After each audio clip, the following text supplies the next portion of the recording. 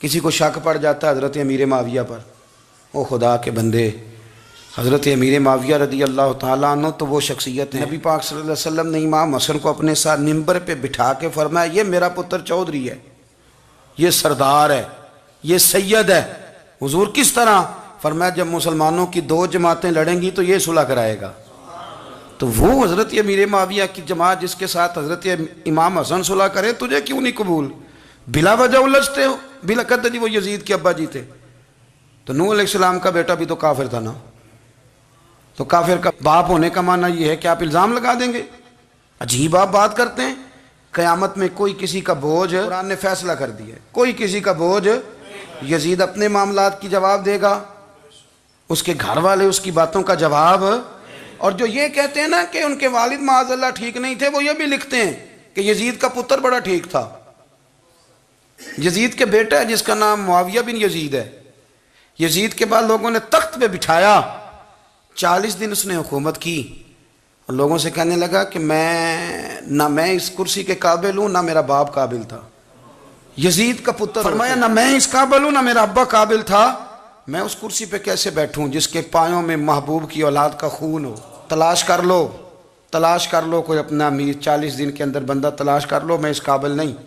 تم یہ تو لکھتے ہو اس کے بیٹے کے بارے میں، یہ کیوں نہیں مانتے کہ حضرت امیر معاویہ کے ساتھ امام حسن نے صلح کی؟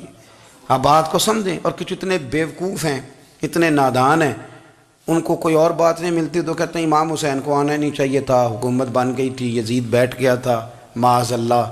پتہ ہے حضرت عبداللہ بن زبیر کیا فرماتے تھے؟ فرماتے تھے ہم تو یزید کے خلاف اس وقت نکلے کہ ہمیں یقین ہو، یہ اس بندے کی بات بتا رہا ہوں جسے گٹی میرے نبی پاک نے لواب دہن سے عطا فرمائی، لواب دہن سے گٹی دی رسول کریم۔ حضرت ابوبکر صدیق کے سے حضرت زبیر بن عوام جو حضور کی پھپھی کے بیٹے ہیں، ان کے بیٹے حضرت عبداللہ بن زبیر کہتے ہیں ہم تو یزید کے خلاف اس وقت نکلے کہ ہمیں ڈر تھا اگر اب بھی نہ نکلے تو آسمان سے پتھر برسیں گے، کہیں ہمیں سزا نہ ملے، اتنا بڑا مجرم، اور تم کہتے ہو امام حسین کو نکلنا نہیں چاہیے۔ تو خرابی ہوتی ہے میرے عزیز، خرابی ہوتی۔ آپ کو پتہ ہے میں ان مسائل پر کم بات کرتا ہوں لیکن ضروری بڑا سمجھتا ہوں، میں سمجھتا ہوں یہ ضروری چیزیں۔ مہربانی فرمائیں کسی جگہ بھی کسی ایک کے بارے میں بھی اپنے عقیدے میں کبھی کوئی کمزوری پیدا، کبھی نہ کوئی کمزوری پیدا، اتنی سی بھی بات کسی کی سننا، کسی کی کرنا، ڈسکس، ہمارا منصب ہی نہیں۔ اور کچھ اور بیوقوف ہیں۔ میں یونیورسٹی میں تھا چند دن پہلے، تو لیکچر کے بعد ایک دوست مجھے کہنے لگے کہ مولوی ایک دوسرے کے پیچھے نماز نہیں پڑھتے۔ میں نے اس کو کچھ پیار کی دلیلیں بھی دی، محبت کی، اس کو کہتے ہیں الزامی جواب ہمارے اصول تفسیر میں۔ میں نے اسے کہا کہ ایک ڈاکٹر سے دوائی لے لیں، دوسرے کے پاس جائیں تو کہتے ہیں اسے تو پتہ ہی کو نہیں، تم غلط آدمی کے پاس چلے گئے، تو اس سے آپ کو ٹینشن نہیں ہوتی؟ یہ روز سیاستدان دھما چوکڑی مچا رہے ہوتے ہیں کہ فلانا چور ہے، فلانا چور ہے، تو اس سے نہیں ٹینشن، مولویوں کی ٹینشن ہے تمہیں۔ کہنے لگا جی نہیں، کیوں نہیں نماز پڑھتے؟ میں نے اسے کہا یار، اور وہ مجھے کہنے لگا جی آپ بڑی مثبت بات کرتے ہیں تو اس لیے میں نے آپ سے سوال کیا ہے۔ میں نے کہا یار بڑی سادی سی بات ہے، اگر تیری سمجھ میں آ گئی تو ٹھیک ہے، نہ بھی آئی تو منوانا تو میرے ذمہ ہے بھی نہیں، بتانا میرے ذمہ ہے، تو یہ بتا۔ میں نے کہا تیرے ابا جی کو، تیری اماں کو کوئی بندہ کافر کہہ گزرے، کوئی مولوی بہت بڑا شیخ الحدیث ہو، اصول تفسیر پہ، فقہ پہ، حدیث پہ دسترس رکھتا ہو، اور مستحضر علم ہو اس بندے کا، تیرے ابے اور اماں کو کافر کہے تو نماز پڑھتا ہے؟ کہنے لگا نہیں۔ تو میں نے کہا جو میرے نبی پاک کے ماں باپ کو مشرک مانے، اور میں نے کہا اگر تم نے دلیل چاہیے ہوگی تو بندے میں تمہیں دوں گا، اور بائی نیم دوں گا، اور میں ان کی تحریریں تمہیں دوں گا جو مر گئے یہ لکھتے ہوئے کہ چونکہ وہ پہلے چلے گئے تھے، انہوں نے کلمہ نہیں پڑھا، لہذا معاذ اللہ صبح معاذ اللہ دوزخ میں جائیں گے۔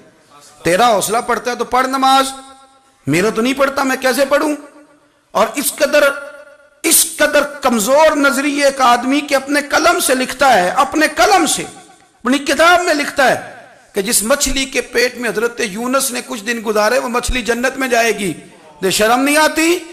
جس مچھلی کے پیٹ میں یونس چند دن رہے وہ جنت میں جائے گی، اور جس ماں کے پیٹ میں مدینے والے رسول 9 مہینے رہے، یہ حیا نہیں آتی تجھے بات کرتے؟ پھر بھی سمجھ نہ آئے تو ہم سے آ کے عقیدہ سن، ہو درود تجھ پہ بھی آمنہ، ہو درود تجھ پہ بھی، تیرے لال پر بھی سلام ہو، تیری گود کتنی عظیم ہے، تیری گود کتنی یار آپ مجھے دلیل دینا، میں آپ ہماری ساڑی تے باٹی کونی تے سانجی کدے نال ہونی ہے، ہمارا کسی سے ذاتی رٹا ہی کوئی نہیں، آپ بات کو سمجھیں، لیکن تجھے کوئی اور چیز لکھنے کو ملی کوئی نہیں، تو نے قلم اٹھایا اور تو تکلیف دیتا ہے نبی پاک کو، تو وصیت والدین کو معاذ اللہ یہ لفظ کہہ کے گزر جاتا ہے۔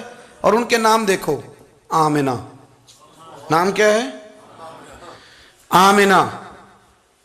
آمنہ نام کافروں جیسا ہے، اور والد کا نام کیا ہے؟ سبحان اللہ۔ عبداللہ کا معنی یہ کافروں جیسا نام ہے، مت ماری ہے، اور کتابیں لکھی جا رہی ہیں اور سیرت لکھی جا رہی ہے اور دلیلیں دی جا رہی ہیں، لوگوں کو خیال ہی نہیں آتا، عجیب فلسفہ ہے۔ 4 اقوال ہمارے بزرگوں نے لکھے ہیں نبی پاک کے والدین کے بارے میں۔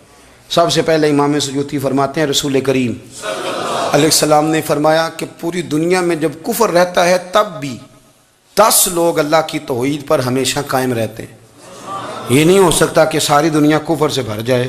فرماتے ہیں میرے محبوب کے والدین بھی ان 10 لوگوں میں شامل ہیں، حضور کے والدین بھی ان۔ اور دوسرا قول آپ فرماتے ہیں نبی پاک کے والدین زمانہ فطرت پہ تھے۔ زمانہ فطرت وہ زمانہ ہوتا ہے جس کے اندر نبی نہیں ہوتا، تو لوگ جس دین کو بہتر سمجھتے ہیں اللہ کی توحید کے ساتھ اس پر عمل کرتے ہیں تو ان پر کوئی مواخذہ۔ اور تیسری بات یہ کہ نبی پاک کے والدین حضرت ابراہیم کی ملت پر تھے، حضرت ابراہیم کے دین پر تھے، اور حضرت ابراہیم کا وہ دین ہے جس کو قرآن کہتا ہے کہ وہی دین ابراہیمی دین محمدی ہے صلی اللہ علیہ وسلم، وہی دین محمدی ہے۔ اور چوتھی بات اس کو علامہ ذہبی نے لکھا، علامہ خفاجی نے لکھا، قاضی اعجاز نے لکھا، محدثین نے لکھا، حدیث کی راوی سیدہ عائشہ صدیقہ ہیں رضی اللہ تعالیٰ عنہ، کہتی ہیں رات کو میں اٹھی تو میں نے نبی پاک صلی اللہ علیہ وسلم کو روتے ہوئے دیکھا۔ یا رسول اللہ کیا ہوا؟ فرمایا میں نے رب کریم کی بارگاہ میں عرض کی تھی یا اللہ میرے ماں باپ کو زندہ کر دے تاکہ وہ میرا کلمہ پڑھ لیں، ہیں تو وہ پہلے بھی دین فطرت پر انہیں کنتم خیر امت ان کا اعزاز بھی نصیب ہو جائے تو حضور فرمانے لگے اللہ نے انہیں زندہ کیا ہے، وہ میرا کلمہ پڑھ کے دوبارہ قبروں میں گئے ہیں۔ تو امام سیوطی فرماتے ہیں کہ وہ نبی پاک علیہ السلام کی امت کا اعزاز بھی اللہ نے انہیں عطا کر دیا ہے۔